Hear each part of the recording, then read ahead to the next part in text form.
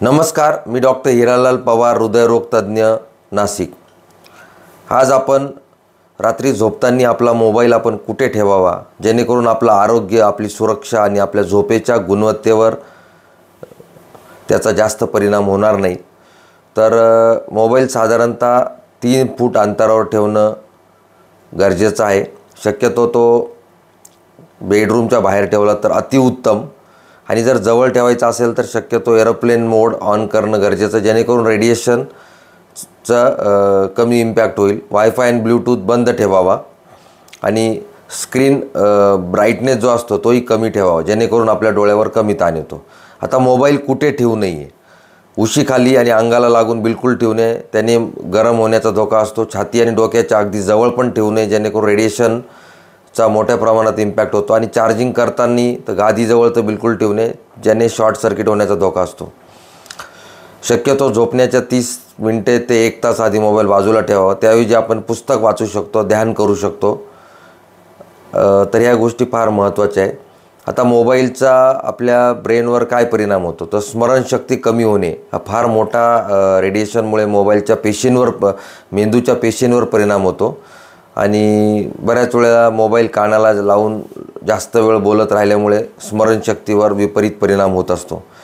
त्यानंतरून एकाग्रता कमी होत असते, त्यामुळे सततचे नोटिफिकेशन आणि सोशल मीडियाच्या वापरामुळे मेंदू सतत विचलित होतो, त्यामुळे लक्ष केंद्रित करणे डिफिकल्ट होऊन जाते।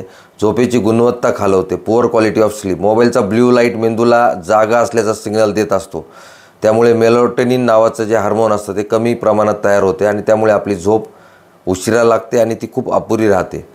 त्यानंतर मोबाईलच्या यूजमुळे तणाव, चिंता वाढते। सतत मोबाईल तपासत राहणं, त्याला आता नोमोफोबिया म्हणजे मोबाईलपासून दूर गेल्यावर अस्वस्थ वाटणे, अशा प्रकारची एक भीती निर्माण होते। सोशल मीडियामुळे तुलना ही देखील एक मानसिक आरोग्यावर परिणाम करतात। त्यानंतर मुलांमध्ये मेंदूचा विकास अडथळलेला, लहान वयात जर स्क्रीन टाईम वापरला गेला तर त्यामुळे मेंदूची ग्रोथ कमी प्रमाणात होते। त्यानंतर डोपामिनचा व्यसनात्मक परिणाम, सोशल मीडिया आणि गेमिंगमुळे डोपामिन सारखे हार्मोन्स रिलीज होतात, त्याचे स्पाइक्स होतात आणि त्यामुळे सतत फोन वापरण्याची एक सवय लागते। याला डिजिटल ॲडिक्शन म्हणतात आणि याचं थेट कनेक्शन मेंदूच्या रिवॉर्ड सिस्टीमशी आहे। त्यामुळे ह्या सगळ्या गोष्टी आपल्याला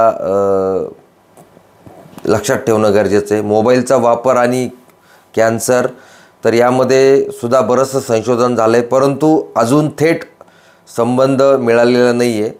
परंतु संशोधनानुसार मोबाईल फोन आणि रेडिओ फ्रिक्वेन्सी ज्या वेव्ज असतात त्याच्यामध्ये आयोनायझिंग रेडिएशन नसतं, त्यामुळे DNA तोडणं थोडं डिफिकल्ट आहे। एक्सरे सारखं ते DNA तोडत नाही, पण दीर्घकाळ आणि जवळून वापर केल्यास आपल्या शरीरामध्ये काही बदल घडू शकतात। ब्रेन ट्यूमरचा धोका काही प्रमाणात होऊ शकतो। अजून इतकी स्टडी किंवा इतकं वैज्ञानिक पुरावे याच्यावर अवेलेबल नाही आहेत, पण मला असं वाटतं मोबाईल हा आपल्याला एक गरजेची वस्तू आहे, आपल्याला कनेक्शन ठेवण्यासाठी, आपल्या बिझनेससाठी। परंतु त्याचं ॲडिक्शन लागून त्याचे विपरीत परिणाम शरीरावर व्हायला नको, त्यामुळे सगळ्यांनी त्याची काळजी घेणं गरजेचं आहे। थँक्यू, धन्यवाद।